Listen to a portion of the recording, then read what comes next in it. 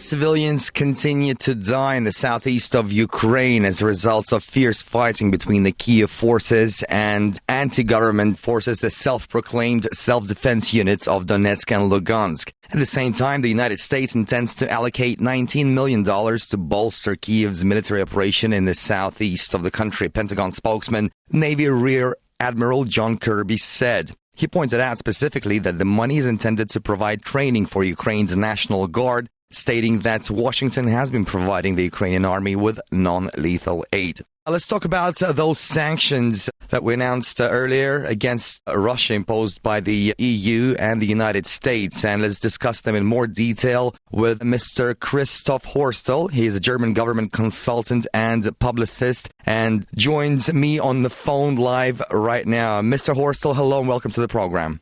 Hello, thanks to you. Thank you for joining me. So let's talk about these sanctions. What will their effect be on the global economy? I imagine the United States and the European Union will suffer different results. What's your opinion?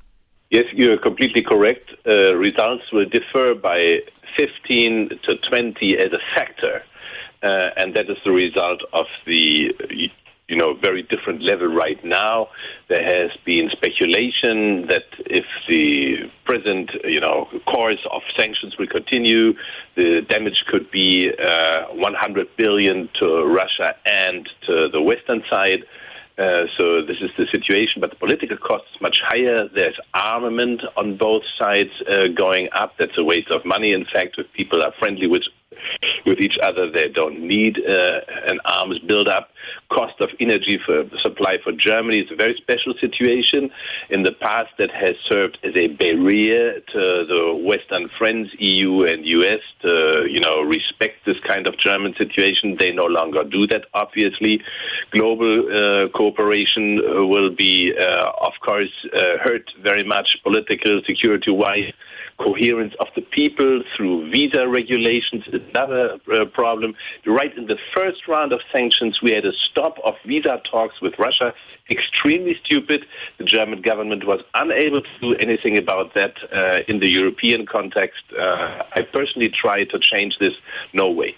As I understand, the sanctions are designed to isolate Russia from an economic point of view. So do you think that could happen in the short term?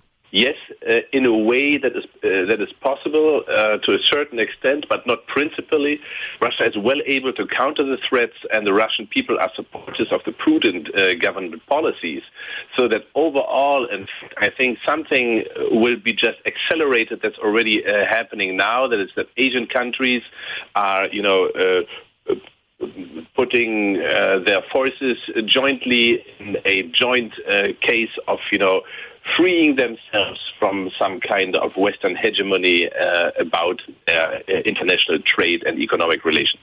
Another target of these sanctions against Russia is to lead the Kremlin to change its policy with regard to Ukraine. Do you think that will happen? Why should Russia do that? And how and where? Kicking out Crimea to rejoin the Kiev mafia? I'm not very sure. That would be the last day in office for the Russian government, I think, with full right. Or should Russia's policies towards the Ukrainian relatives, and friends? No way. Russia has promised and serious and much-needed support. It's doing that. It's badly needed. Hundreds of thousands have sought refuge in Russia, and in the last hours, 2,000 alone. Lugansk is without electricity and water for a few days now. So what should Russia change reasonably? No, the West is after different things. They want a conflict with Russia. They want a crisis. So looks like these sanctions are already destined for failure. So do you think the EU and the United States will come up with some other round of sanctions? I'm convinced that Washington will do that. They will successfully push the weak European governments, which are in a state of corruption about this problem. The warmongers are on the rise. And any time another provocation like the deliberate downing of airliner MH17 could occur, so more kinds of these false flag operations. We know that Washington's just a bag of dirty tricks in this case. So there's one important reason why I'm pushing my Russian friends to invest more in the media.